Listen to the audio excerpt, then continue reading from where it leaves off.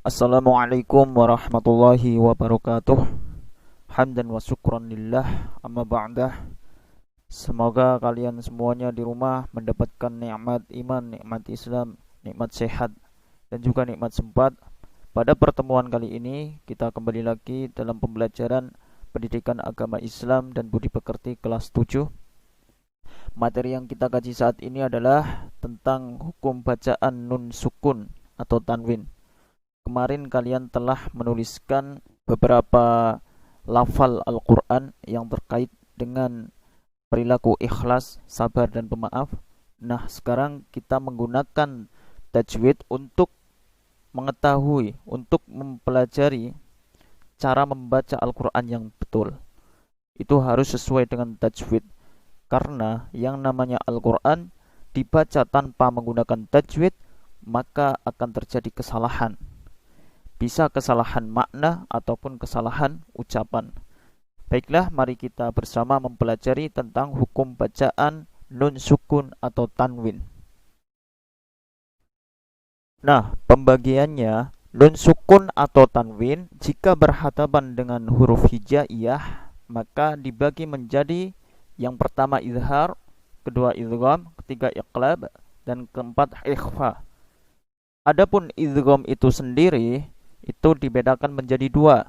Ingat, ini dalam konteks nun sukun atau tanwin ya. Idgham dibagi menjadi dua, yaitu idgham bi gunnah dan idgham bila gunnah. Ini nanti kita kaji bersama. Baiklah, kita langsung saja.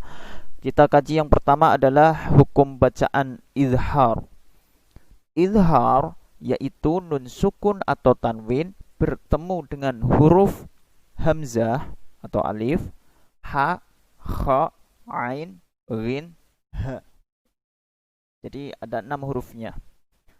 Kemudian yang namanya nun sukun, ini nun yang di atasnya ada matinya, itu namanya nun sukun. Bertemu dengan, contoh saya ambil huruf hamzah ya, bertemu dengan hamzah, ini yang disebut dengan bacaan izhar. Contohnya, nah ini ada contohnya. Di sana ada nun sukun, perhatikan. Kemudian bertemu dengan huruf hamzah. Nah itu kan. Maka kita membacanya harus jelas. Nun matinya atau nun sukunnya itu terbaca dengan jelas. Contoh bacanya seperti ini. Min aqbori. Nah, jadi jelas.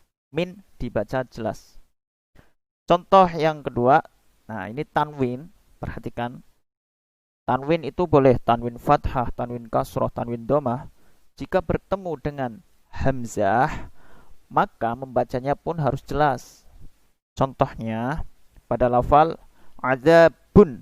Nah, perhatikan. Di sana ada tanwin domah. Azabun, kemudian berjumpa dengan alif. Ya, maka dibaca jelas. Azabun alimun. Begitu ya. Itulah yang disebut bacaan izhar. Selanjutnya idgham bi gunnah. Idgham bi gunnah ini yaitu nun sukun atau tanwin bertemu dengan huruf ya, nun, mim, wawu. Ada 4 hurufnya. Nun mati, contohnya perhatikan, nun mati bertemu dengan, di sini saya mengambil contoh huruf ya.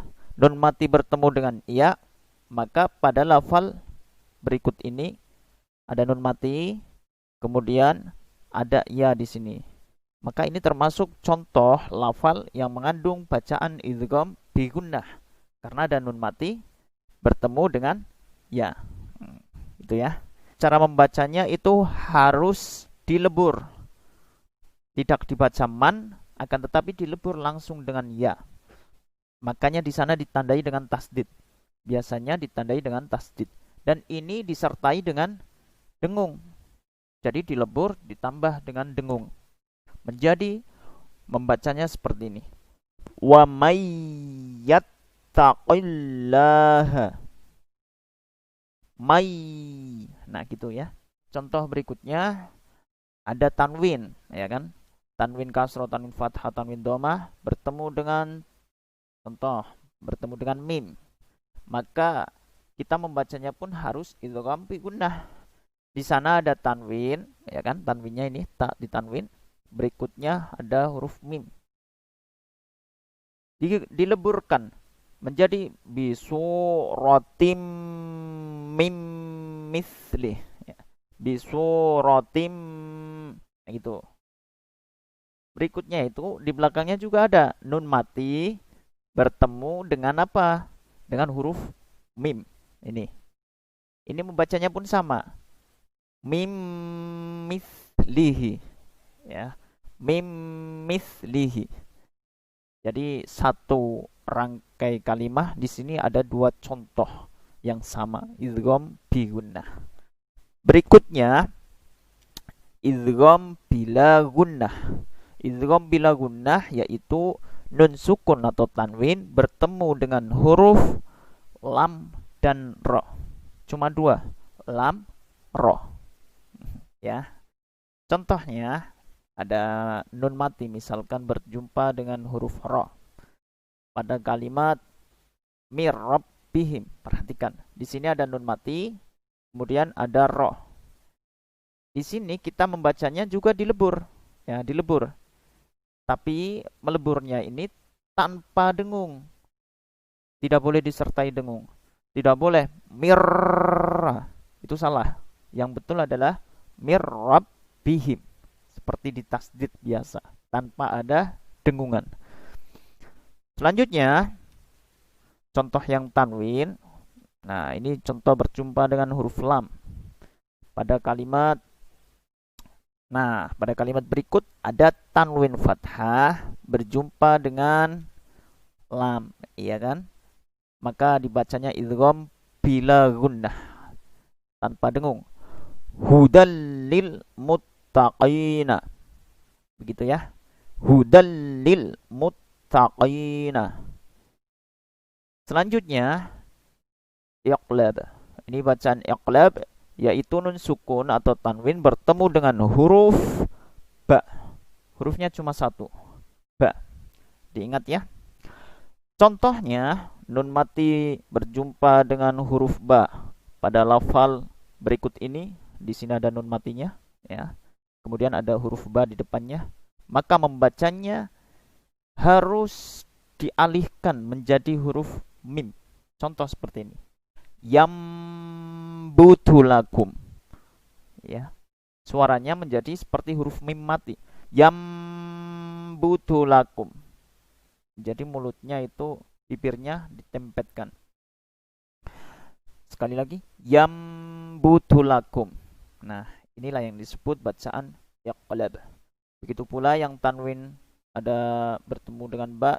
Contohnya di sini pada lafal Sami'an basiron. Sami'an basiron. Ini kalian harus jeli ya. Baik, iqlab sudah. Berikutnya adalah ikhfa. Ikhfa yaitu nun sukun atau tanwin bertemu dengan huruf ta, sa, jim, dal, zal, za, sin, shin, sob, dot, to, zo, fa, qaf, kaf. Jadi ada 15 huruf ikhfa ini. Kalian ingat-ingat.